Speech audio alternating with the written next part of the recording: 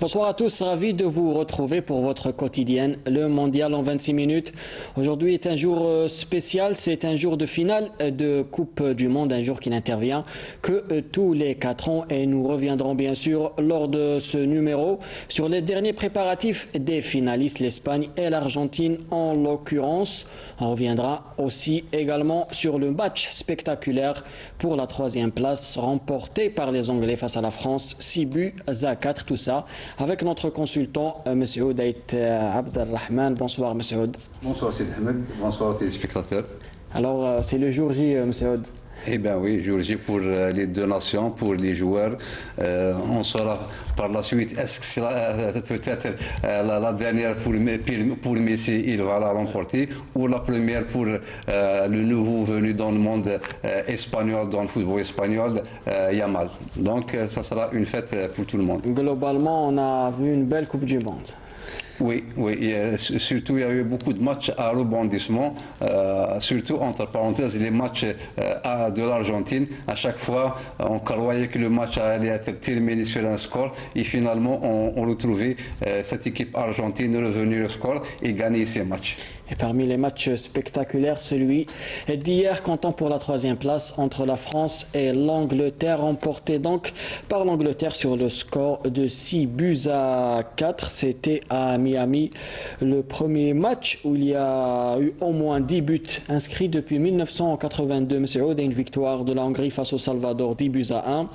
C'est le meilleur résultat pour les Anglais depuis la Coupe du Monde 1966 qu'ils ont remporté à domicile. Et Bellingham est devenu le premier Anglais à inscrire 7 buts lors d'une même édition de la Coupe du Monde. Monsieur Oud, c'est rare de voir un tel match pour la 3e place. Finalement, il y a eu 2 matchs dans le match.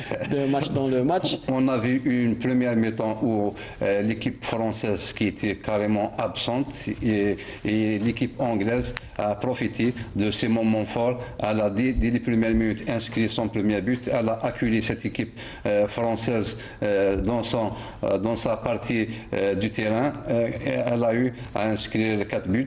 Et tout ça, je pense, à la mi-temps, il y a eu une correction par rapport au changement de joueur. Donc, l'équipe rentrante de la France en première mi-temps, il y a eu quand même des changements, surtout en défense, et qui ont été défaillants à cette équipe française.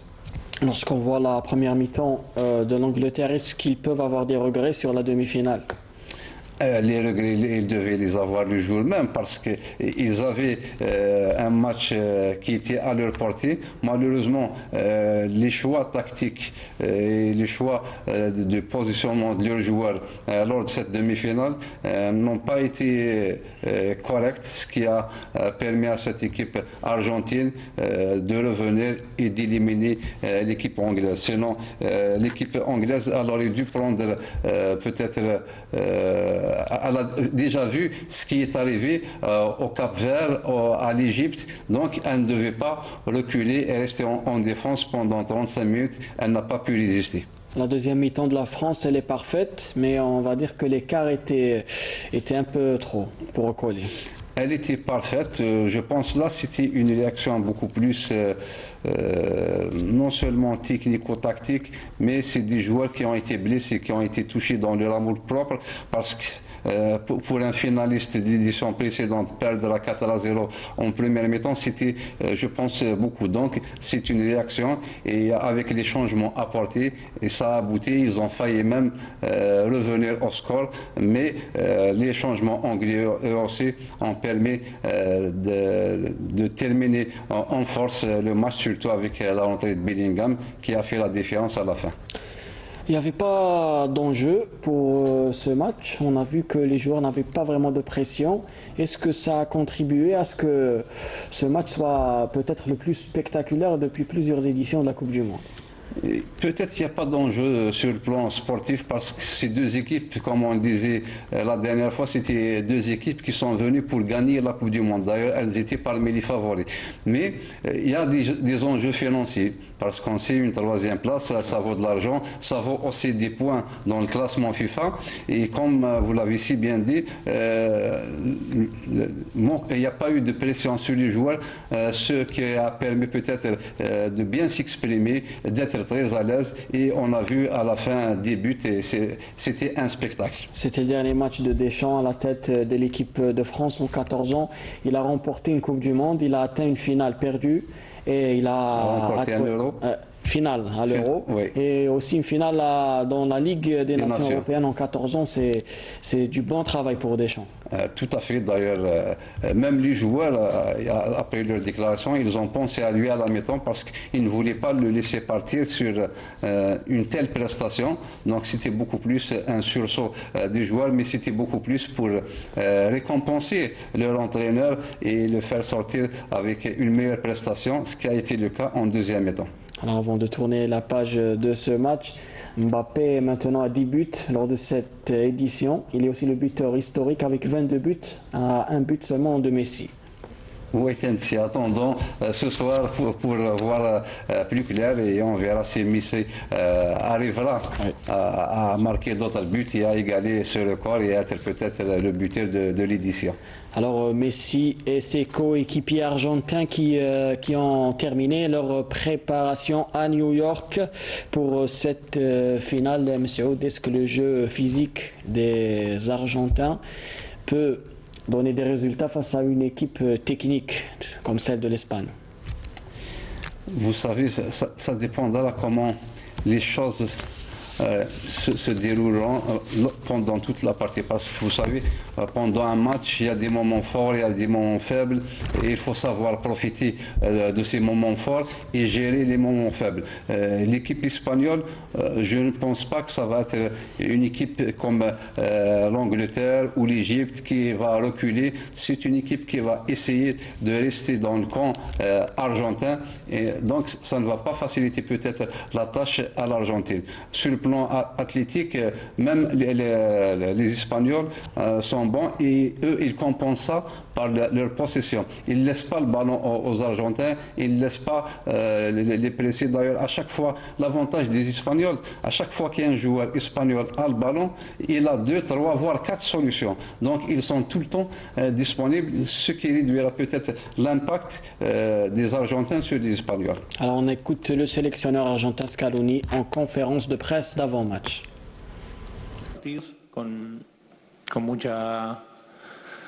Nous préparons cette finale comme tous les autres matchs, avec beaucoup d'envie, de sérieux et une analyse approfondie de l'adversaire.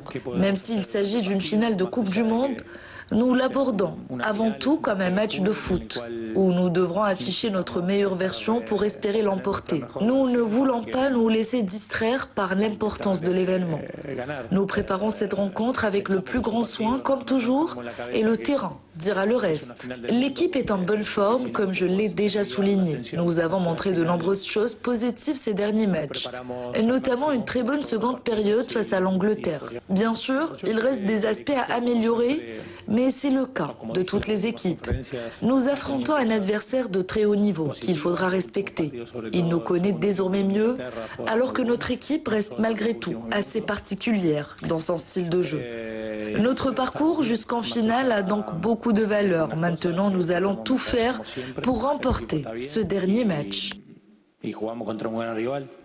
Très lucide, le sélectionneur Scaloni, il sait ce qu'attend son équipe. Après toutes ces expériences, après 2 Coupes du Monde, donc il a cette expérience pour gérer toutes ces pressions, y faire face à la presse et dire ce qu'il faut à cette presse. Mais il sait d'ores et déjà qu'en face, il y a une équipe espagnols de très haut niveau qu'il va rencontrer.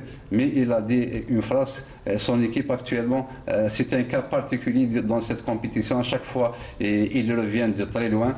Donc tout ça, c'est une équipe qui a déjà un mental d'acier, qui est solidaire, qui a non seulement les 11 rentrants, mais à chaque fois qu'il y a des remplacements, c'est les joueurs qui rentrent en cours du jeu apportent leur touche et arrivent même à renverser les situations.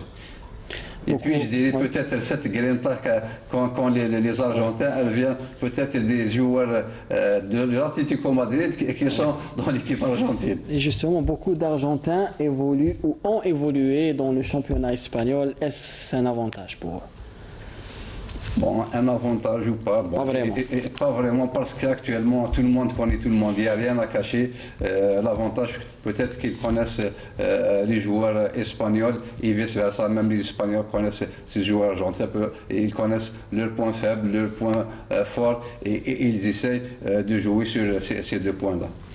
Les Espagnols champions d'Europe qui visent le doublé, eux qui ont déjà réalisé le triplé, ont peaufiné leur préparation toujours dans les environs de la ville de New York qui accueillera donc cette finale. C'est une jeune équipe espagnole, Masoud, comparativement aux Argentins qui ont déjà pour la plupart vécu une finale de Coupe du Monde. Est-ce que ce manque d'expérience peut être un handicap pour eux? Moi, je ne dirais pas que c'est des joueurs qui manquent d'expérience. C'est vrai qu'ils sont jeunes, mais ils ont de l'expérience parce qu'ils jouent tous des compétitions au niveau des clubs, au niveau international. Même ils ont joué la Ligue des Nations, la Coupe d'Europe. Donc tout ça, c'est de l'expérience. Et puis, même parfois, il y a la fougue de la jeunesse qui peut compléter cette expérience de certains éléments. Donc cet amalgame-là peut faire mal aux Argentins. Alors, aux dernières nouvelles, Yamal serait blessé à la cuisse. C'est pas sûr qu'il soit aligné. Alors, comment on va faire de La Fuente si une pièce maîtresse comme Yamal ne serait pas apte? Je ne sais pas est-ce vrai ou pas parce que vous savez, il y a aussi une guerre médiatique, il y a une guerre psychologique entre les entraîneurs, entre les joueurs. Ils laissent ces détails-là jusqu'à la dernière minute. Mais une chose est sûre, même si Yamal doit être absent pour cette rencontre, je pense qu'il y a d'autres éléments qui peuvent le remplacer, peut-être pas au même niveau, mais l'Espagne, je dis toujours, il y a des individualités, mais qui sont au profit du collectif. Donc celui qui rentre à la place du Yamal pourra apporter sa touche au profit du collectif. Alors on écoute cette fois-ci le sélectionneur espagnol Luis de la Fuente en conférence de presse d'avant-match.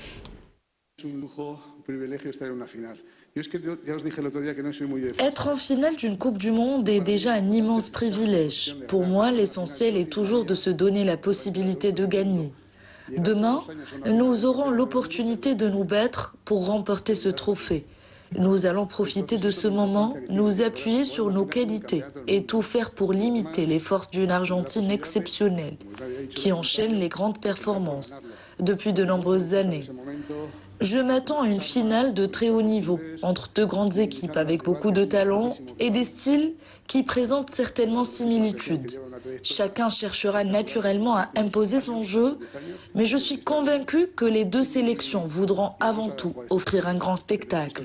J'espère également que l'arbitrage contribuera à la qualité de cette finale, afin que tout se déroule dans les meilleures conditions et que le spectacle soit à la hauteur d'un match aussi prestigieux. Il a parlé de l'arbitrage de Là, La je Fuente. pense qu'il a des appréhensions par rapport à l'arbitrage, par rapport à tout ce qui s'est passé, parce que généralement, les gens, enfin les entraîneurs ne parlent pas des arbitres, mais là, avec toutes les erreurs qu'il y a eu pendant cette Coupe du Monde, et là, c'est une mise en garde, si je peux dire ça, pour que l'arbitrage soit correct au niveau de ce match de finale. Alors, de La Fuente peut craindre l'arbitrage, mais il craint aussi Messi. Comment peut-on stopper un joueur comme Messi? avec toutes ces expériences, après ces matchs, l'Espagne a vu la prestation de Messi et de l'Argentine, toute l'équipe. Donc ils savent à quoi s'en tenir. Ils ne doivent pas laisser peut-être Messi traîner aux alentours des 20 mètres, 25 mètres. Il faut qu'il y ait toujours quelqu'un pour le cadrer. À chaque fois que Messi ait le ballon, il faut qu'il y ait quelqu'un pour le cadrer, pour le repousser, pour qu'il ne laisse pas soit progresser, soit délivrer une passe décisive au partenaire. Je pense que l'Espagne ne fera pas l'erreur de l'Angleterre ou de l'Égypte, où ils ont laissé beaucoup de champs libres sur les côtés en fin de partie pour Messi. Et si on prend le match de l'Angleterre, Messi quand même, il était sur le côté droit, il a fait 4 à 5 centres et l'un d'entre ces centres a abouti par une tête et un but. Donc je pense que l'Espagne aura toujours quelqu'un pour le cadrer.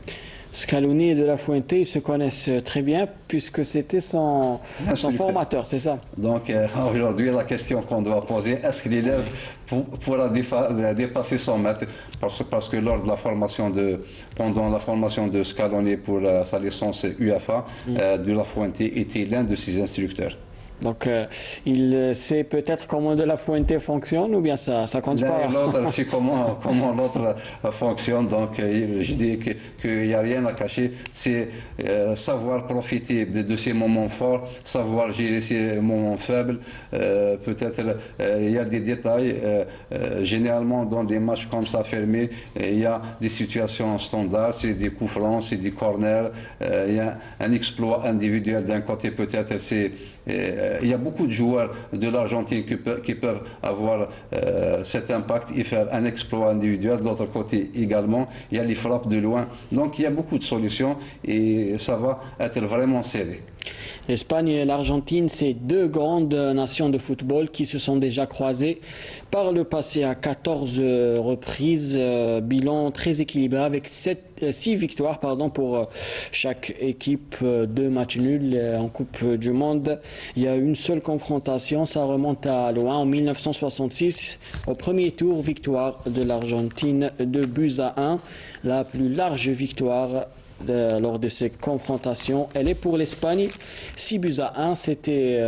C'est récent, c'était en 2018 lors d'un match amical. On remarque que les gros scores, il n'y a pas beaucoup entre les deux équipes. Je dirais que c'est pratiquement le même football espagnol ou argentin. Peut-être l'Argentine avec beaucoup plus d'impact sur le plan physique, beaucoup de duels. Or, les Espagnols, avec leur tiki-taka, ils essayent de progresser, d'éliminer sans aller trop au duel. C'est par des passes, comme ça qu'ils éliminent l'adversaire. Par contre, les Argentins, ils sont prêts à aller au duel, à aller au charbon. C'est la seule différence qu'il y a entre les deux équipes. Justement, les deux équipes se sont affrontées une seule fois seulement lors d'une compétition internationale qui est la Coupe du Monde. Est-ce qu'il y a un manque de référence, on va dire, pour les confrontations directes? Certainement. Sur un match, on ne peut pas dire qu'il y a une suprématie d'une équipe ou de l'autre. Donc aujourd'hui, on saura est-ce qu'il y a une revanche ou c'est l'Argentine qui va gagner une autre fois. Alors le théâtre de cette empoignade, ça sera le MetLife Stadium, qui est à l'origine un stade de football américain dans la bulle. Des équipes, même je pense les conditions et pour les supporters et pour la presse et pour tout le monde sont réunies pour qu'il y ait un spectacle à la fin. Et c'est le but. À la fin, le football, c'est un spectacle et les conditions sont réunies pour ce spectacle. Il a été construit aux normes du football américain, mais on voit bien qu'il peut accueillir des finales de Coupe du Monde et des grosses affiches. Il y a eu beaucoup de beaux stades durant cette Coupe du Monde, que ce soit aux États-Unis, au Canada, au Mexique. Quels sont les stades qui ont attiré peut-être le plus votre attention? Vous savez, les États-Unis ont organisé le Mondial 94, c'est pas aussi loin que ça. Donc ils ont déjà construit de beaux stades. Rajouter à ça le Mexique qui est un pays de football.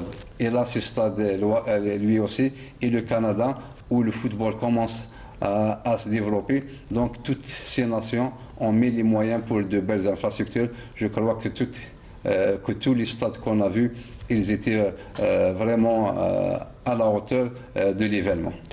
Et cette Coupe du Monde, ça sera un héritage surtout pour les États-Unis et le Canada, où le football n'est pas le sport le plus populaire.